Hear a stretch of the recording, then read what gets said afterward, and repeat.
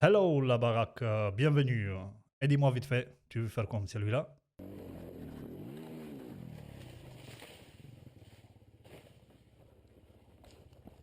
Ou tu veux faire comme celui-là?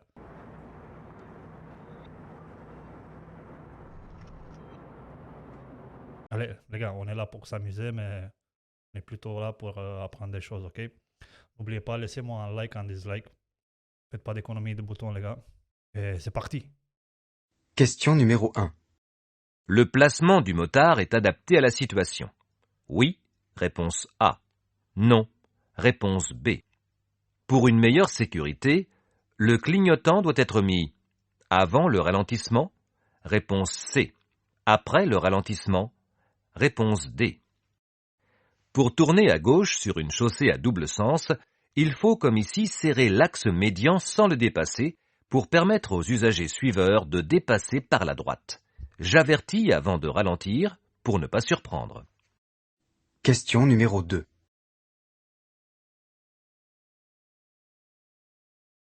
Hop, hop, hop, hop, hop. On a nous ici. Je ralentis. Oui, réponse A. Non, réponse B. Anticiper permet d'éviter un arrêt. Oui, réponse C. Non, réponse D. Dans la mesure où personne ne me suit, je peux aisément anticiper un freinage pour communiquer aux piétons mon intention de le laisser passer. Question numéro 3. Cette route dispose d'une sécurité active efficace. Oui, réponse A. Non, réponse B. Je réduis l'inclinaison de ma moto en adaptant sa trajectoire, réponse C, sa vitesse, réponse D. Euh, sécurité active. Normalement, c'est le passif, les petites métal là, au bord de la route, mais je sais pas. Vas-y, on y va au loto. La sécurité Voilà. active d'une route est celle qui permet d'éviter l'accident, par exemple avec une signalisation spécifique m'informant d'un danger. Ce n'est pas le cas ici avec cette chaussée qui est en mauvais état. Je réduis ma vitesse et j'adapte ma trajectoire. Et voilà, j'étais sûr. Question numéro 4. Pour dépasser ce cyclomoteur, je me décale en restant dans ma voie. Réponse A. Je change de voie. Réponse B. Je passe par à droite. Pour dépasser ce cyclomoteur, je dois changer de voie afin de garder un espace latéral de sécurité suffisant avec celui-ci. Question numéro 5. Ce panneau indique une sortie de zone 30, réponse A, de zone de rencontre, réponse B. Ma vitesse est adaptée. Oui, réponse C. Non, réponse D. Dans zone 30, là. Je pense. Ce panneau annonce la sortie d'une zone de rencontre où la vitesse était limitée à 20 km/h pour tous les usagers. Question numéro 6. Zone de rencontre.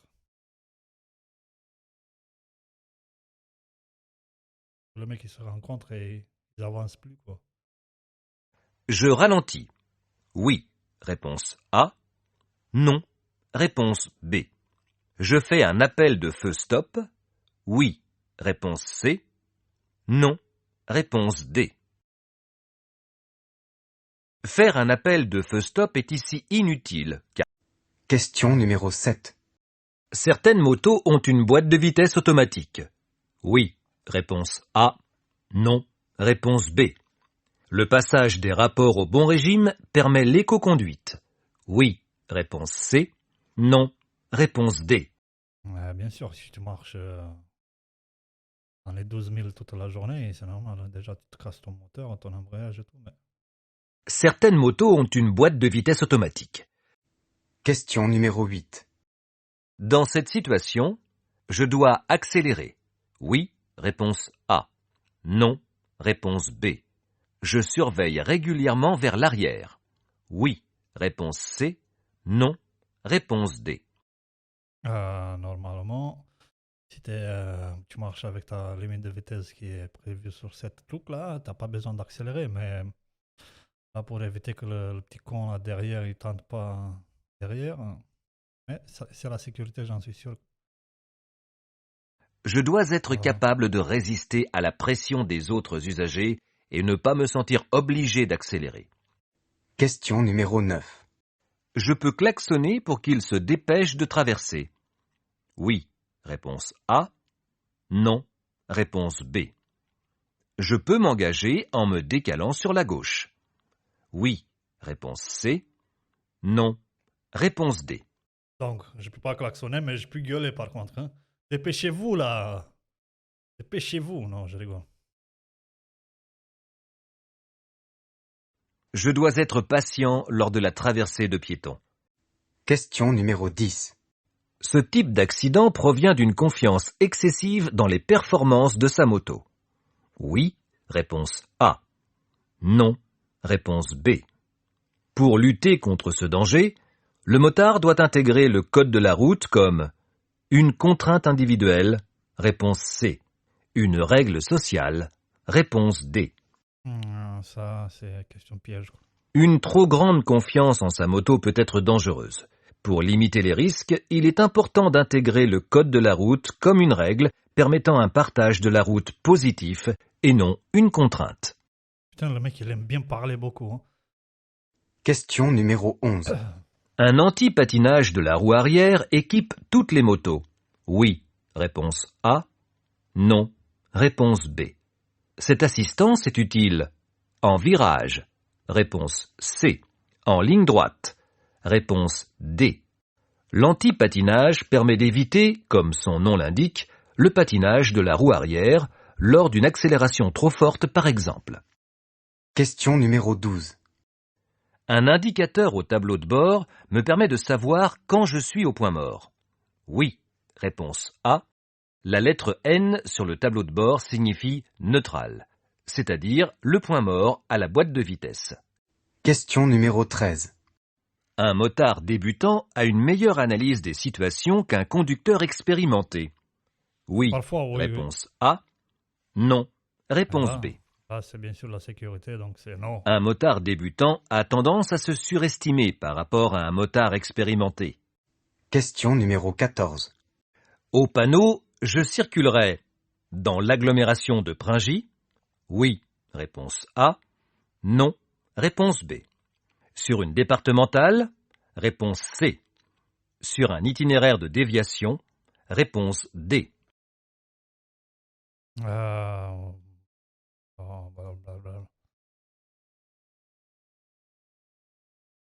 Je n'ai aucune idée, je comprends pas de toute la question. Le panneau d'entrée d'agglomération en haut de l'image est clair. Au-dessus du panneau, le cartouche jaune précise que je circule sur une route départementale. Question Ok. numéro 15. J'ai bien joué au loto. Hein.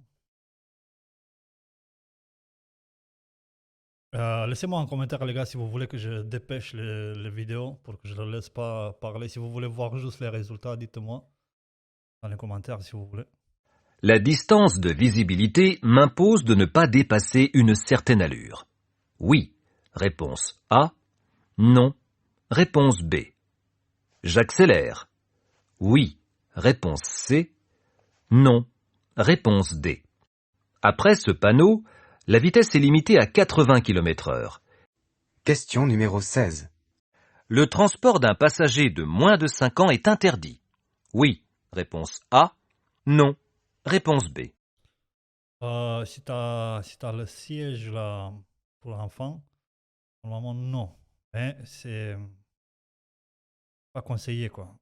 Le transport à moto d'un passager de moins de 5 ans n'est pas interdit, mais doit se faire dans un siège muni de courroies d'attache. Voilà. Question numéro 17. Pour un déplacement sans l'aide du moteur, le conducteur doit être positionné le plus près possible de sa moto. Oui. Réponse A. Pour que la moto reste en équilibre, il est préférable que le motard soit près de sa machine. Et un peu Question incliné numéro aussi. 18. Tu inclines un peu ta moto aussi vers toi. Quoi. Quand tu la balades. Quand c'est toi qui balades, Le motard adopte une trajectoire de sécurité. Oui, réponse A. Non, réponse B. non, normalement, il doit s'écarter de l'autre côté. La trajectoire de sécurité dans un virage à gauche nécessite de rester sur la partie droite pour s'ouvrir la visibilité. Question numéro 19.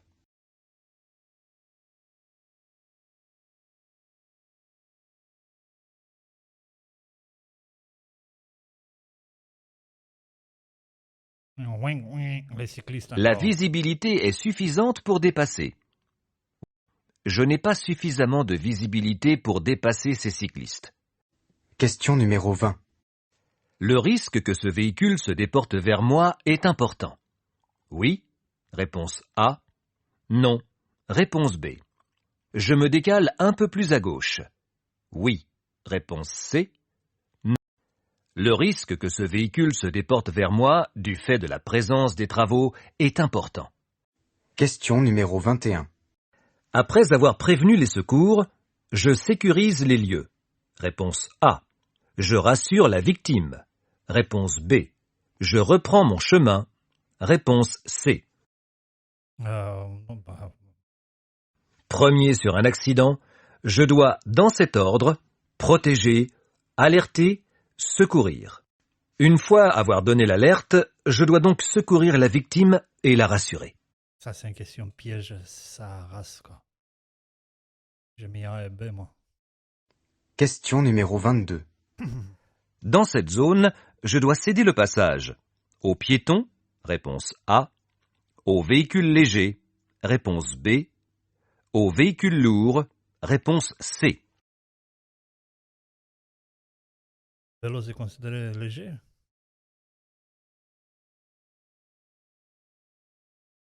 C'est des vélos ou c'est un moto? Je comprends pas, moi.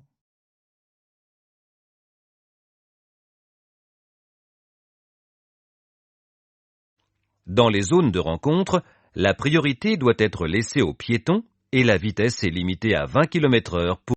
Question numéro 23. Il arrête pas de parler, le mec. Il peut pas dire juste un simple truc. Il fait une histoire de 20 minutes. C'est pour ça les vidéos sont aussi longues, quoi.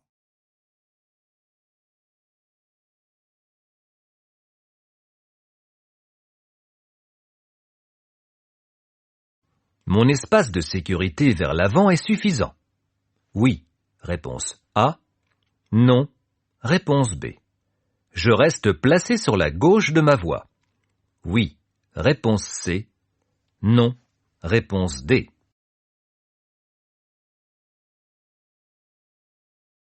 Mon espace de sécurité vers l'avant est suffisant.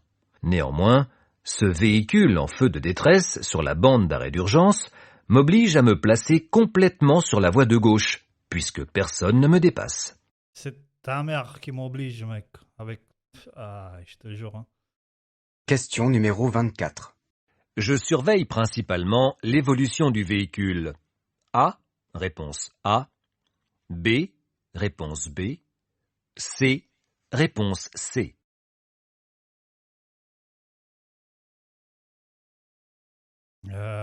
Normalement, tous les trois, hein, mais je suis sûr qu'il y a un seul ici ou deux. Allez, je vais aller au loto, quoi. Le véhicule B se trouve sur ma droite et peut ne pas avoir détecté ma présence. De plus, je vais certainement devoir venir me replacer sur la voie de droite. Je dois donc prendre en compte cet usager. Et voilà. Question numéro 25. Toutes les motos sont équipées d'origine. De feu de détresse? Oui. Réponse A. Non. Réponse B. De retour de clignotant? Oui. Réponse C. Non. Réponse D. Je comprends pas c'est quoi un retour de clignotant, mais je vais aller avec celui-là. Toutes les motos ne sont pas équipées d'origine de feu de détresse, même si c'est généralement le cas. Le retour de clignotant permet de désactiver le clignotant automatiquement. Il n'est pas d'origine sur l'ensemble des motos. Ah, ok, le retour, c'est quand tu clignotes et tu tournes le guidon. Question numéro 26. Sur la partie rouge de la chaussée, il est interdit de s'arrêter. Oui, réponse A. Non, Réponse B. De stationner sur toutes les voies réservées aux cycles, aux autobus ou sur les bandes d'arrêt d'urgence, il est interdit aux autres usagers de s'y arrêter. Question numéro 27. À l'approche d'un cyclomotoriste, j'augmente les distances de sécurité. Réponse A. Je ne dépasse pas. Réponse B. Je signale ma présence par des appels lumineux. Réponse C.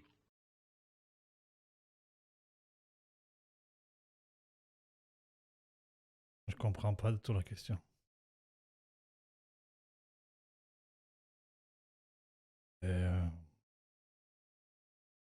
Vas-y. À l'approche d'un cyclomotoriste, j'augmente les distances de sécurité. Question numéro 28.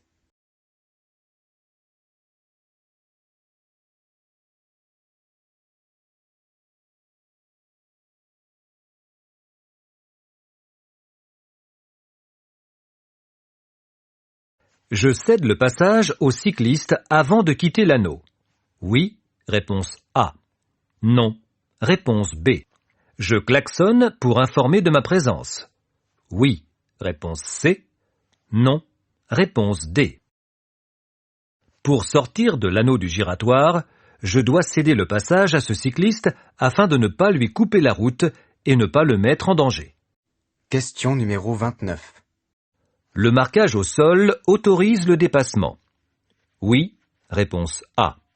Non, réponse B. Je renonce à dépasser. Oui, réponse C. Non, réponse D.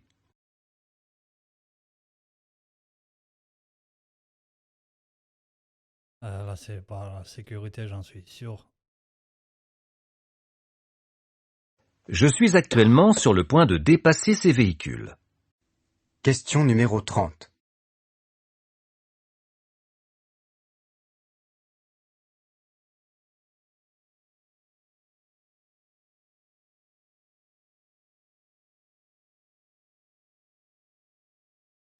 Je souhaite tourner à gauche. Je me place sur la gauche de ma voie. Oui, réponse A.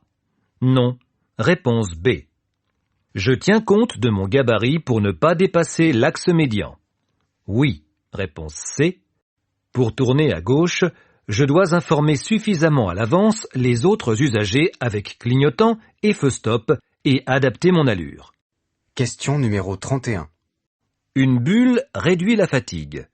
Oui, réponse A. Non, réponse B.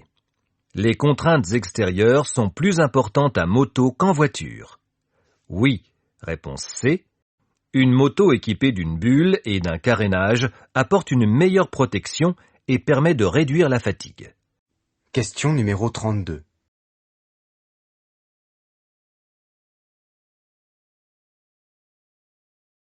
Oh maman.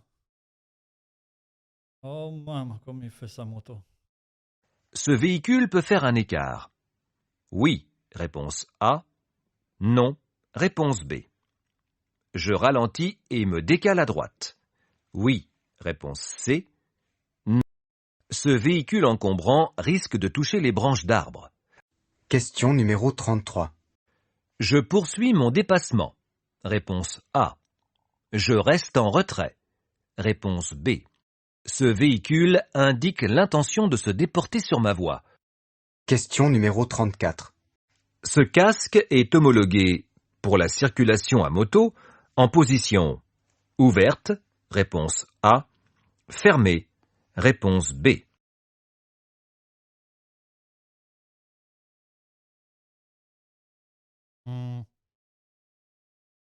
Différentes homologations existent concernant les casques.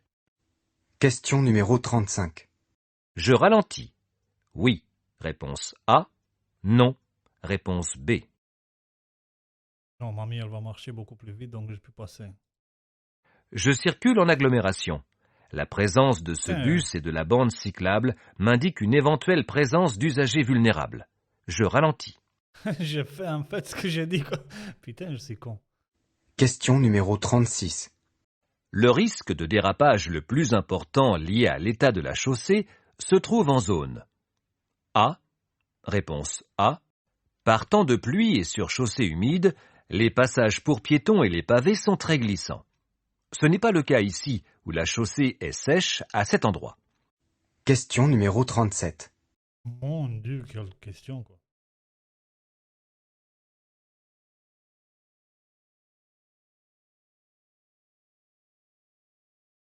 Encore les cyclistes, là. L'avertisseur sonore est obligatoire. Oui, réponse A. Non, réponse B. Le clignotant est obligatoire. Oui, réponse C. Le clignotant n'est jamais inutile, car communiquer est toujours nécessaire. Question numéro 38. Si je circule avec un pneumatique usagé, je risque une perte de points sur mon permis de conduire.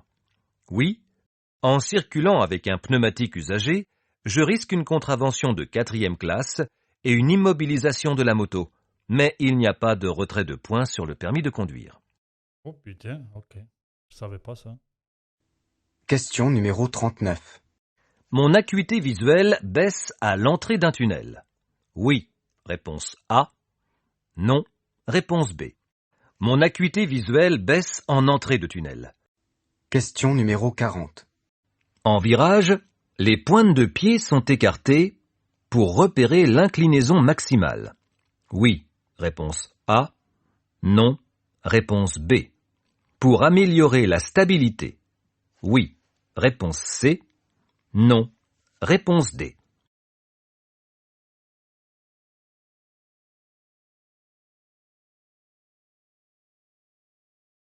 Je comprends pas tout, mais...